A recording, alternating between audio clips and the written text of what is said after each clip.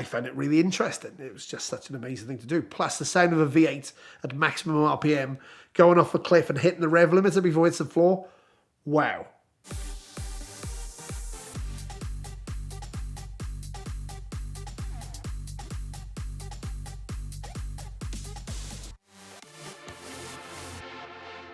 The journey up there was literally one of those Greek Odyssey journeys, which is completely a story in itself. But it's quite interesting how they actually shoot the cars off the cliff. We got there just in time. So the first thing they do is they get a huge forklift truck and they break out the windows all into a tarp. They drain out the fluids that are unnecessary. And then what they do is they cut off the exhausts and they rig the car for the trip. So they weld a rod to the steering and they put it's like a little clamp that sits on the top of a rail line. If you can imagine a horseshoe, and it sits perfectly on the top of the rail and then guides it from a piece of steel to the steering arm.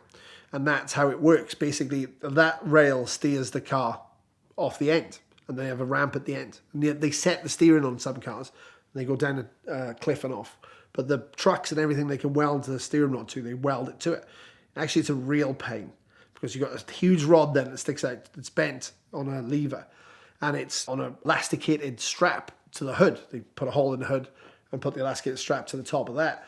And then if you take the cars to the show at the bottom of the cliff, you have to drive with a huge rod sticking out the front of the car, basically that does this, and you only get a tiny bit of steering to the left, but you get your full steering to the right. We basically take out the windows, get everything ready, drain out the gas, drain out the fluid, so there's only just enough. Then we can drive the car to the bottom of the cliff where everybody has this huge party. There's 7,000 people there. And like the kids jump on the roofs of the cars, and it's really crazy. It's just a crazy, it's packed. And like people are pulling souvenirs off. People like we had on the Evel Knievel truck, we had loads of stars on it. People signed the stars on the way up. So the kids all wanted to sign the stars. We give them the Sharpie. That was, I think Chris started that. So we started signing every star. And it was just amazing because we sat down the bottom. Grady was dressed as Evel Knievel and he had a cane that was a perfect replica of Evel Knievel's cane. I don't know if you know much about Evel Knievel, but Evel Knievel liked to drink or two occasionally. So his cane is a flask. Proper use of it. Bullet bourbon, full flask of full cane of whiskey. We drank all that down the bottom end before we started launching the cars off the top. It was amazing. And then we got to the top. And they line the cars up in a line. So you've got the cars in one section and they launch them sometimes two at a time, sometimes one at a time. But mostly they do some of them as a pair and they try and do a mid-air collision, but it's almost impossible to get the timing correct. But you've got 100 yards of rail. They salvaged a steel rail from a local mine, laid that out flat and straight, and then you hook your cars to it. And then they set the throttle to maximum go, drop it into drive and off it goes. Once it starts, there's no stopping it. So, but it does work really well. In the old days, when the first ones they did, things would go wrong and they had bulldozers parked either side. So just like Vanishing Point, cars would just smash into a bulldozer if they got off course. But as they refined it more and more, they put the rail in and the rail to the steering arm, and that's how it worked. But before, they used to set the steering. But the problem is, with a rear-wheel drive car, they'll fishtail. We've got a little bit of footage and you'll see exactly how hard they take off. And once they lose traction in the back, the cars can get a weave on.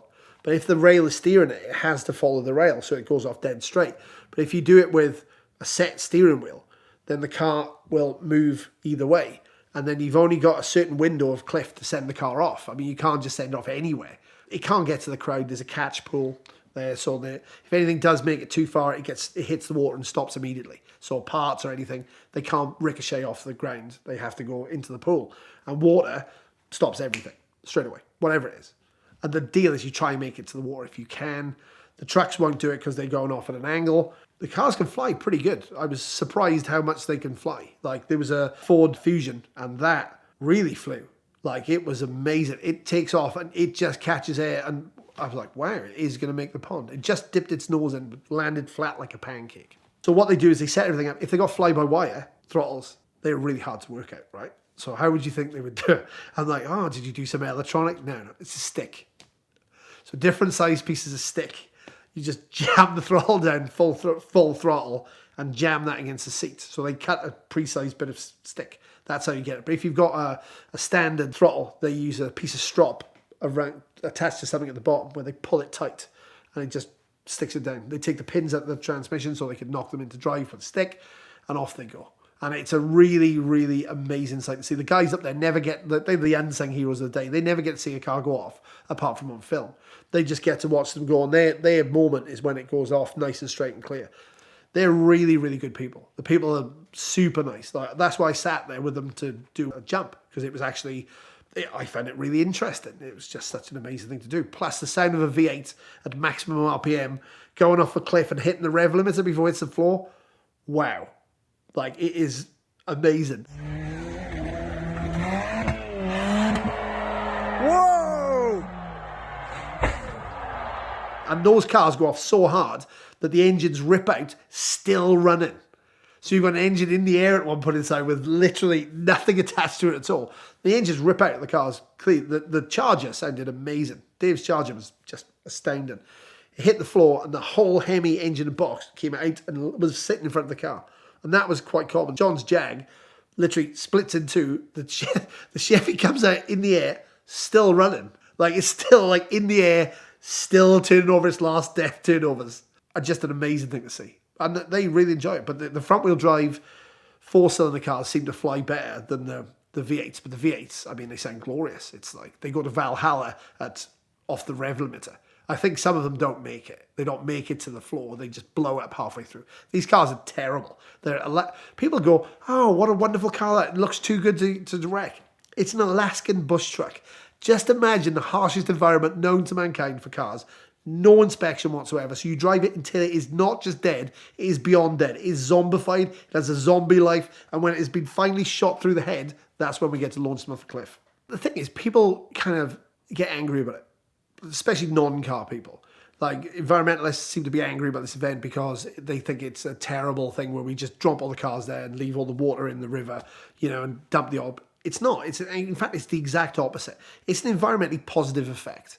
People don't like it because they get to see V8 screaming off a cliff like Mad Max and everybody freaks out. But the truth of it is, it's actually environmentally positive because these cars, they've got nowhere to go. They're going to sit in fields forever, until they rust to pieces and the sumps drop out and all of the fluids in them will just drop on the floor. And they'll sit there, rot away. They'll be there forever. Because it costs to send them to Anchorage. It's 2 hours away. So what happens is the participants pay $300 of the cleanup fee to send the cars on trucks out to Anchorage. So the cars are taken away and recycled. So basically anything that's at a, we don't end up with the fluids dropping into the ground in a field is a positive. So if we lose 3% of the fluid or 10% of the fluids out of a car, it's still going to be better than leaving them in a field because the gas is drained, of course, and reused in cars. And everything we can reuse off them, we reuse. Before we take them off the cliff, everyone sits there and tries to give away the parts. We give away the spares, we give away the jacks, we give away, like, if people want to swap the tyres off, they can swap them. Anything that's not directly involved in that car running, they can have. And the local cars, I mean, they're pretty rough. But it doesn't really spill anything because they're all picked up the same day. Like, you might get a transmission explode and that's it. But subs are tough. Engines are tough. They don't just throw oil out. They'll hold it mostly. And it's all cleaned up within a couple of hours. So there's very, very little spillage anyway. And like I said, it's all positive. Plus you got 1,000 people or 2,000 people camping there, not using electricity. So then that's another bonus. And in theory, we're getting rid of old gas guzzling cars. It's truly a sight to behold. It's like something from Mad Max. It's really sending cars to Valhalla. It's not mucking around. This isn't like a little pansy event where we're like, oh, we just drop it off the cliff, or we push it, or you get a couple of mates together, it doesn't run, you push it off. It's not that. This is full send. This is full gladiatorial Mad Max screaming crowd. How far is it going to go? The best that F-150's ever looked in its entire life. Like, nobody cared about it. It had flapping bits of duct tape off the back of it. The back was falling off for it. It was just a piece of junk Detroit truck, and it was destined to be broken there.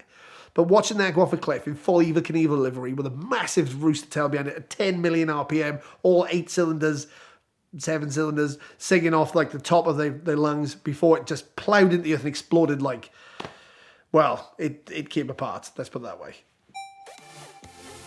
We'd like to thank Glossit for supporting the VinWiki channel this month, and right now Glossit is offering the best DIY ceramic coating package that we've ever seen or certainly offered here on VinWiki. For just $69.99, you're going to get their graphene ceramic coating along with the Real Difference Maker, their ceramic detail spray. Now that's a $50 bottle of spray detailer that I truly love just for daily use, but when you use that alongside their graphene ceramic coating, it makes the removal a lot easier, the outcome a lot smoother, you avoid high spots and things like that. So a DIY idiot like me in my own garage can achieve an outcome pretty similar to what Rich and his team were able to do last year on the Paris Hilton SLR, which I eventually torture tested on rallies and road trips and all this stuff, and it is now in Bulgaria, still looking wonderful. So check it out now at the link in the description below. There's a very limited quantity, so respond now and get yours for just $69.99. Thanks, Glossit.